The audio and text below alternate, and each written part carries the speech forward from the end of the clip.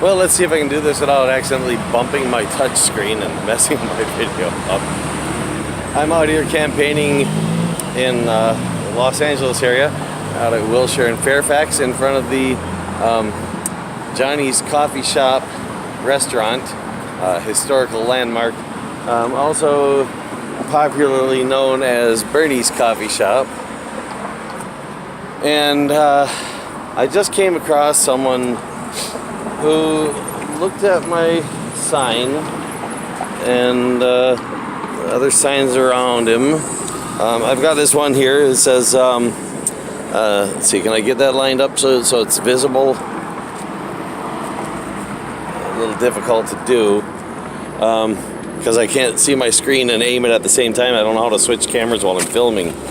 But yeah, I stuck it on a palm frond that happened to be laying around because I didn't have any way to keep it stiff. I forgot to bring something along to do that, or neglected to, I guess you'd say. It says, because voting is not, and because not voting is not a protest vote, and because voting for the lesser evil supports evil, at least until there's an option to vote directly against the worst candidate, vote for the best and fight to make every vote count, no matter what.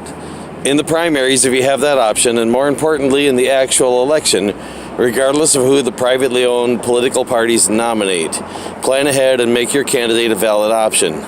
We need progressive political evolution.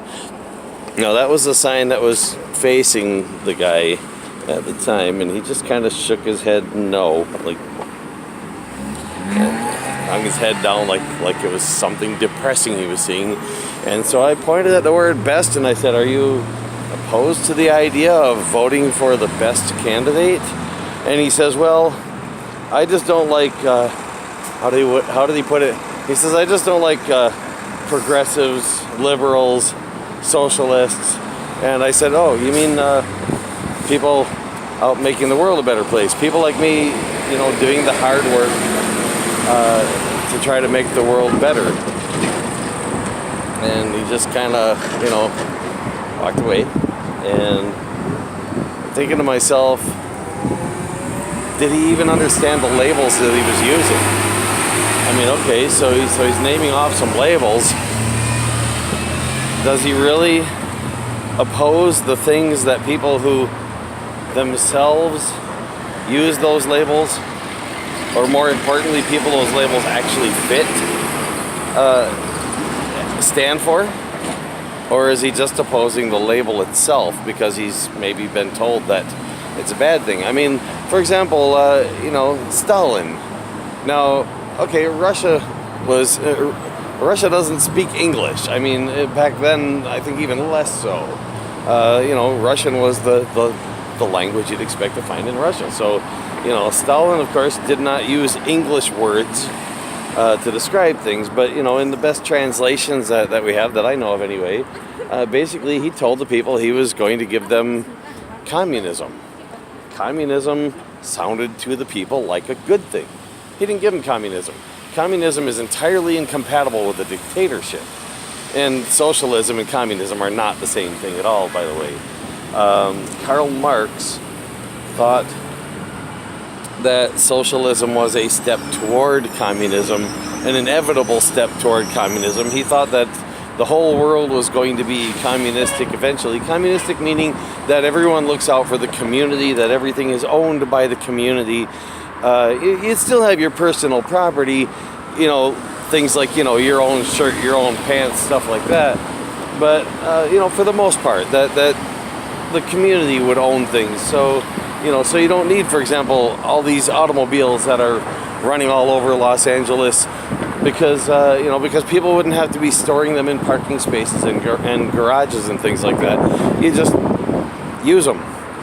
And we're actually going that way, whether people like it or not, to some degree. I mean, you take these little scooter things, like there's one laying here. They're kind of all over the place here in Los Angeles now.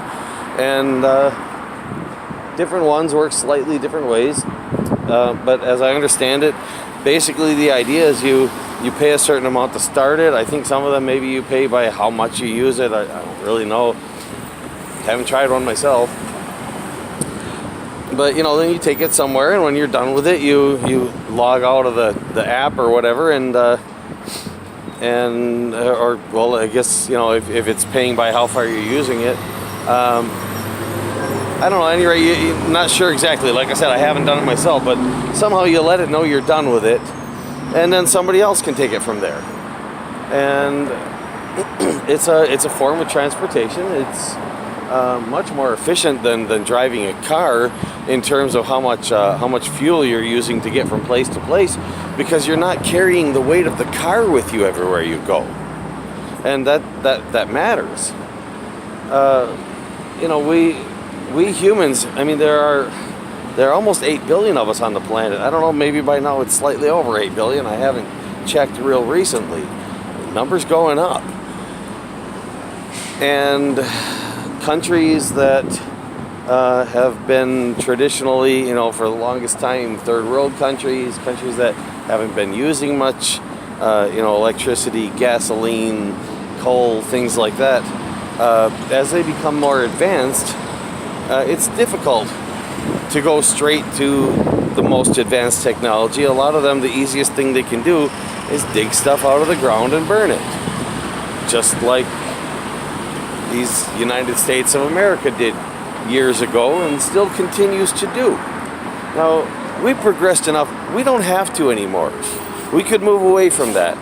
Now, dropping it all of a sudden, no, that would be devastating, because it's too big of a change too suddenly, and we don't have everything prepared for it.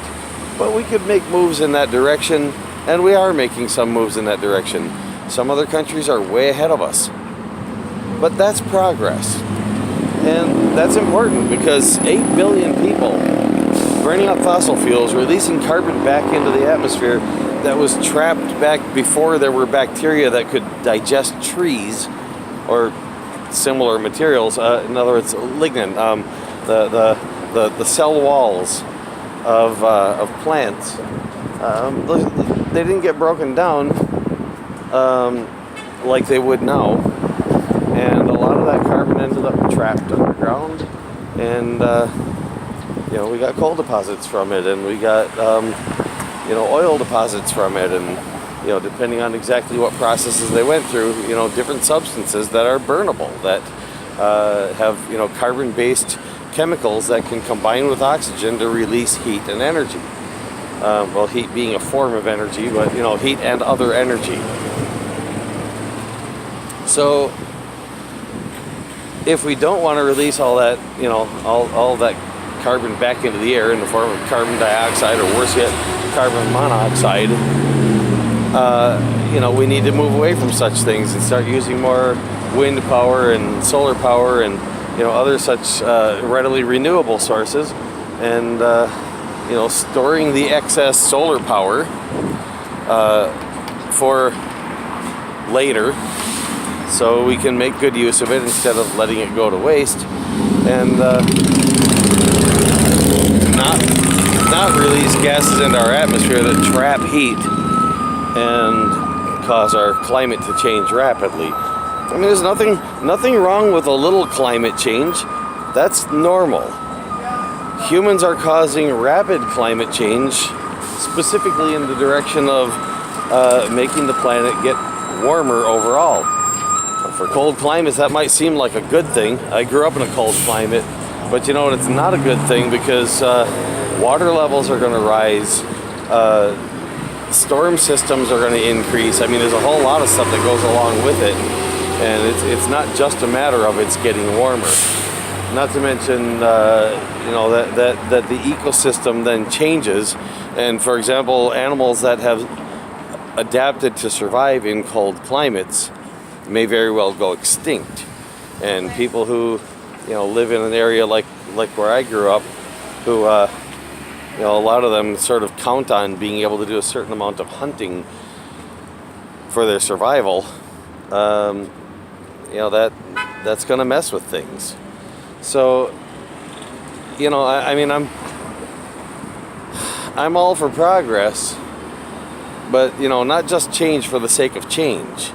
It's got to be progressive change. That's actually why I've got the I don't know if I got that on the camera or not, but we need progressive political evolution, because it isn't enough to just revolt, in my opinion. It isn't enough to be revolting. We need to be progressing. So, at any rate, I think that's enough of the video for now. I'll grab my sign back. It's kind of hard to walk with the cane and hold the camera, and I suppose I could have sat down and filmed this, but I wanted it to be a little more interesting looking than just static in the background from a sitting position. Hope the camera hasn't been too shaky holding it like this, walking around. Oh, one more sign I can show here.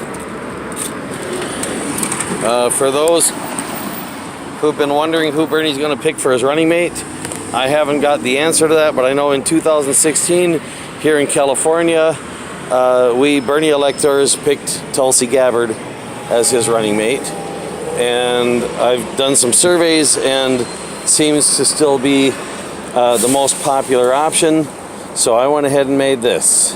It's got the same top and bottom line as the sign on the other side of this.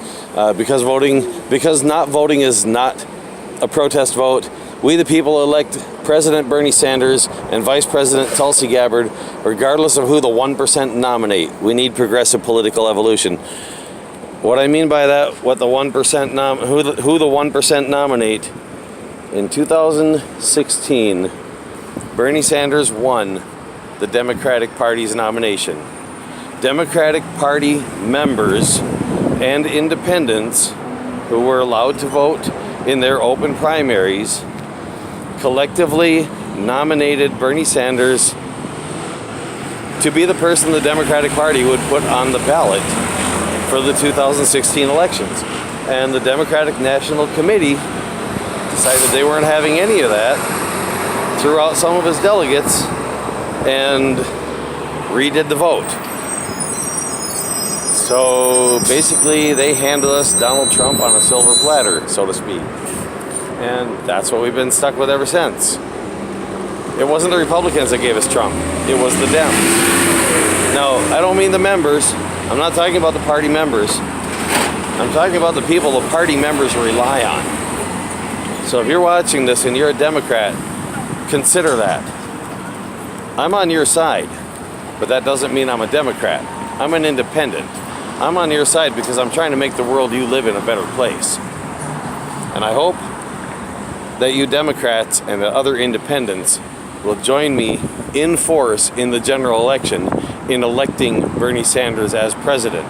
Meanwhile, in the primaries, yeah, it would be a good idea to try to get him that Democratic Party nomination, because that puts him on the ballot in 50 states. That's really hard to do state by state, which is the way the people have to do it. Political parties have an unfair advantage. Specifically, I should say, the Democratic and Republican Party, yeah, it is one party. It pretends to be two, but in a lot of ways, it's one. But those two so-called major parties have an extreme unfair advantage. Smaller political parties also have an advantage, which in my opinion is unfair over the actual citizens of the United States of America. But we the people can put our candidate on the ballot in many, possibly all states. If we do the hard work and make it happen, we don't have to rely on the political parties to do that for us, and we don't have to settle for who they choose. Now, will that be splitting the vote? Sure, it's always split. If it's split between a Democrat and a Republican and they're both bad choices, then you have a choice between terrible and more terrible. What good is that? If we do this right, we can end up with a split choice between good and good, win-win situation, or maybe between good, good, and great, win-win-win. If we just get out there and vote for who we think is best, you don't have to agree with me on who's best. I'm encouraging everyone to vote for whoever they think is best, both in the primaries, if they can, and in the general election. Because if we do that, If enough of us do that, and there are enough of us who normally wouldn't vote at all, who can get out there and cast that vote for who they personally feel is the best candidate. If we do that, bad candidates can't win. Unless they're running uncontested. You know, if there's, or unless there are no good candidates running at all. But you know what? Because Bernie has a contract with the Dems, I don't know if they can make him quit. But if he ends up quitting, I want to figure one way or another they found a way. And I'm going to be campaigning for him regardless, whether he quits or not. I'm going to be voting for him regardless, whether he quits or not. And if we elect him and he wants the job, he can take the job. And if we elect him and he doesn't want the job, which I don't believe is the case, I believe he does want the job. But if he doesn't want it, he can turn it down. And I don't know what that'll do exactly. In terms of, I think the Congress would then end up deciding who wins from the people that you know, from the candidates that the people voted highest other than that one. Don't know. And other people can look into that if they want. But the thing is, I'm one person out here trying to make a difference. I'm doing the best I can. You know, talking to pedestrians and holding up my signs for traffic. And well, I got my big sign over here that I've stuck on the fence right now, just to go along with the overall decor of the building. Don't think the property owners would mind that if they come in and tell me they object to it. Well, then, you know, then there's that, but they haven't yet. So this is a good spot, by the way, Wilshire and Fairfax. I found a lot of good places to campaign. But this one is specifically good if somebody wants to try doing it for a first time, because there are people who come here just to take pictures of themselves with all the Bernie stuff on the Johnny's Coffee Shop restaurant. So, you know, a lot of times you just, you know, if you're out here campaigning, you just become part of that scenery, and they might even want to include you in their photo and possibly talk to you a little about, you know, why you're supporting Bernie and, you know, whatever else. If you go on Twitter and run a search, I'm not sure exactly how to find it, but, well, look on my Twitter page, twitter.com/DonaldKronos. That's Kronos with a K. I believe on there you should be able to find it posted, and also on Facebook, my campaign message. I've got a first draft copy of it. I haven't evolved it since then yet. I haven't, you know, brought it through more stages. But there is a posted first draft copy. Feel free to adopt it, adapt it, fix it up, whatever you need to. Make it yours. You know, make one out of it, or just make your own. But please, anyone out there who has the time and has the energy and has the determination, join me in campaigning to elect Bernie Sanders as President of the United States in 2020, regardless of who the political parties nominate. Thanks.